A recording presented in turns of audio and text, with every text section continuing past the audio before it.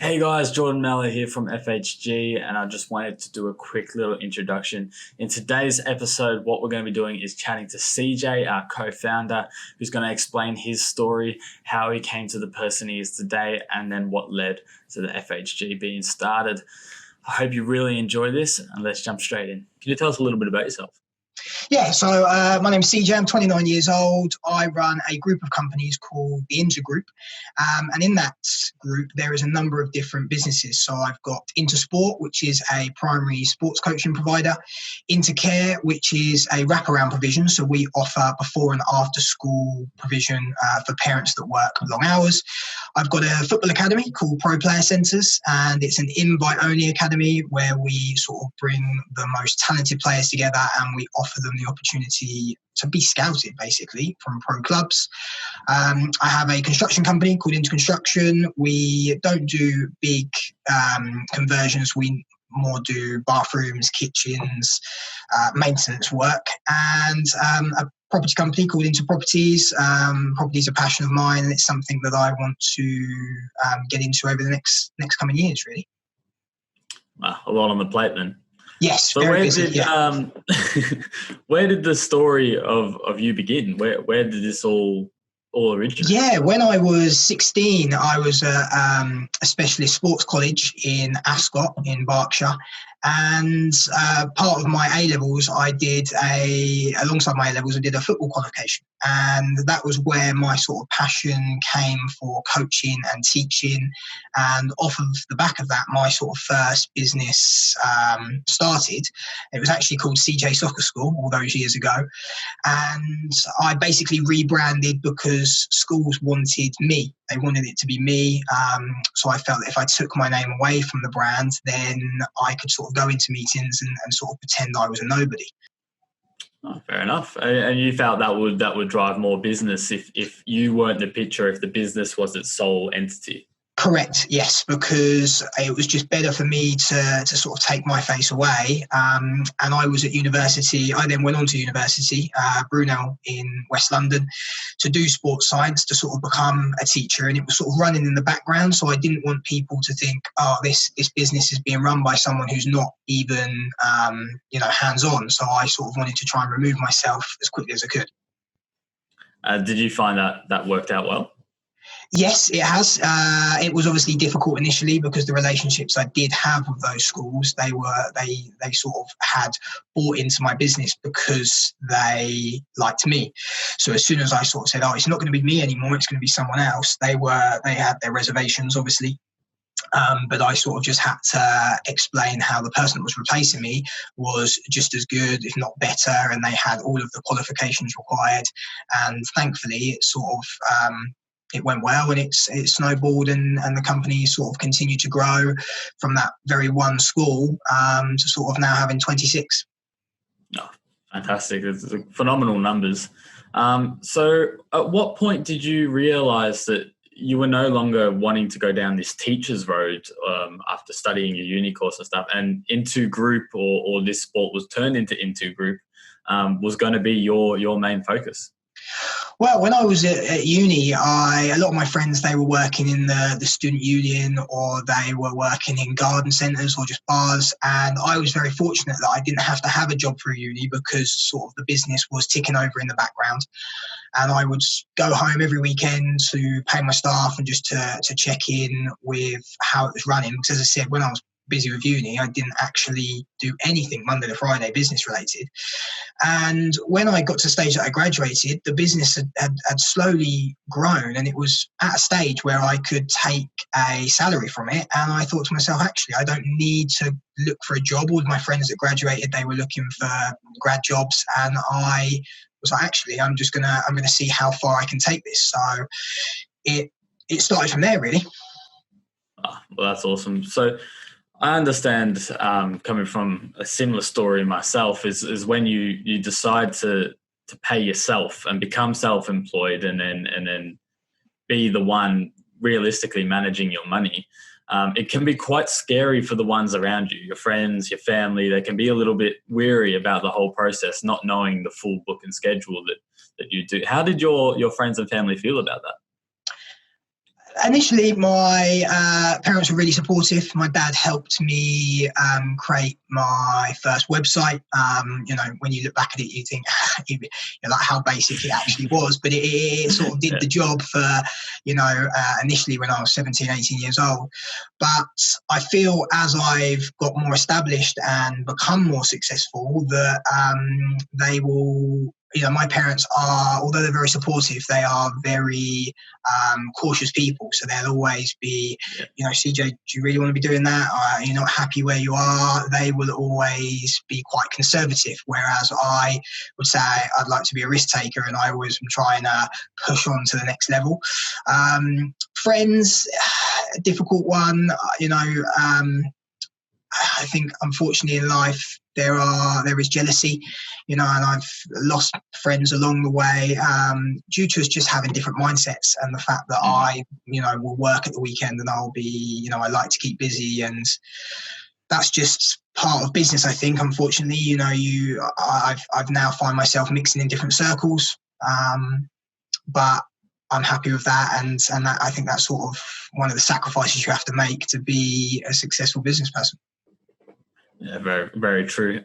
When it comes to your parents being very cautious and being like, are you sure? Did that ever make you second guess what you were doing? No, personally, never. I'm sort of a big believer.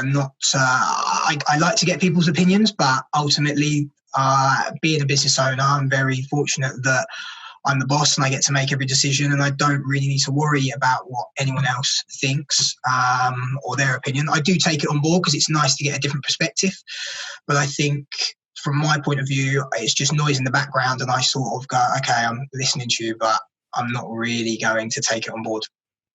Ah, awesome.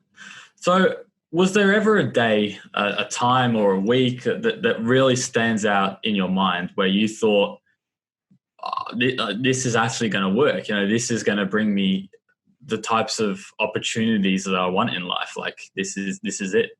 I think, as you said, from when I initially started and I was, self-employed, and I appreciate I went to uni and I had a couple of part-time staff, but it was just me. And when I came back from uni, initially I did a lot of the coaching myself because it was the way that I was going to generate the most amount of money.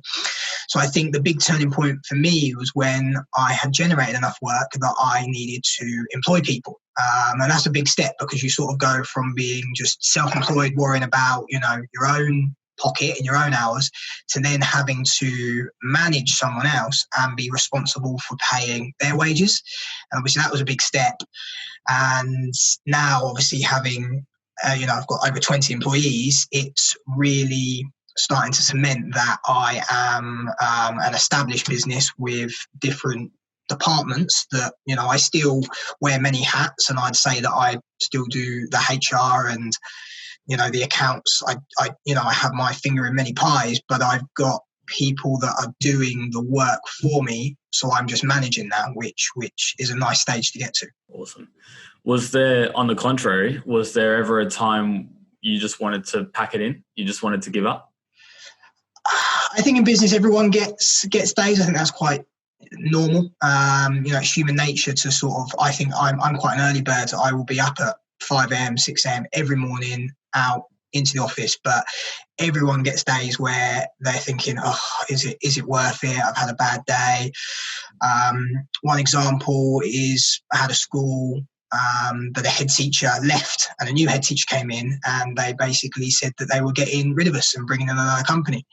And that was quite hard to take because all of the school, the committee, everyone was like, CJ's been here for years. He's an institution in the school. He's done so much for the school, and that was hard to take. But I think the big sort of message I try and live by is if it's not going to matter in 5 years, don't spend 5 minutes worrying about it. So, inevitably you might lose a school or you might lose a bit of business along the way, but there's always going to be the next contract, the next bit of business. So that's what I sort of tell any aspiring entrepreneurs is that you'll have good days and bad days. And that's a great statement to live by as well. I know I've definitely used that in my past is looking what's going to matter over the next 5 years. If it's not there after that, is it worth really putting time and effort into? And it's something really powerful when you Definitely. really use it the way you want to. So one thing I wanted to also ask you is, if you were to meet someone today who was an entrepreneur or aspiring entrepreneur who is currently hitting that wall where they just want to give up or they just want to quit, what would be your advice? How would you comfort them in telling them to progress? The main thing I would say is to keep going, to keep grafting every day, be consistent, put the hard work in. I think that I'm not necessarily the smartest person in the room, but I'd say that I'm hardworking and consistent. So every day I will put in the same amount of hours. I won't take a day off. And I think when you're building a business or businesses, or you've got a startup, you need to put the effort in. You can't go in half-heartedly. Yeah. Something I've always lived by and worked by is to not focus on what you're not good at when it comes to life, and it's focus on what you are good at. It's not about being an all-round player. It's about being the perfect player in that position.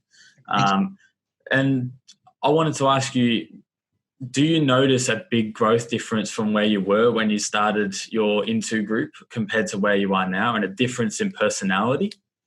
Yeah, I think every day you grow and become a better person. I think at the beginning, your skill set might be a little bit smaller, and as I've advanced, just with age, just in general, that I've got more knowledge, that my skill set has increased. I've learned new skills that's helped me.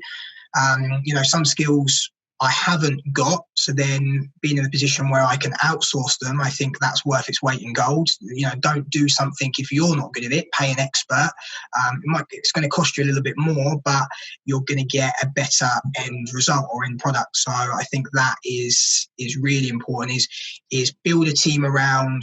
Use your strengths, and then the strengths that you don't have, you need to bring people in who can add that to the table. Yeah, I think outsourcing is one of the greatest things. That I do an exponential amount of outsourcing, and I think it's quite undervalued. Yes, when people think if you run the business, you've got to do it all yourself. It's not the case. Definitely. Lastly, what I wanted to get to is what drives you. You say you're an early bird. You're getting up 5, 6 o'clock every morning. You're working on the weekends. You get in the office. What is it that's ticking the back of your mind that keeps you going? For me personally, and I know it's quite cliche and a lot of people will say it, but it is ultimately freedom. I have so many friends and colleagues, loads of people that sort of say, CJ, you're the boss. You must have the best life. You must be so easy. And unfortunately, people don't see the sort of hours or the work that gets put in behind the scenes. They just sort of maybe see the lifestyle, or me going on holiday, and they'll go, it's so easy, but they don't see the work that I put in at the weekends. So I think that is really important, that people need to realise, because I think too many people forget that. Okay.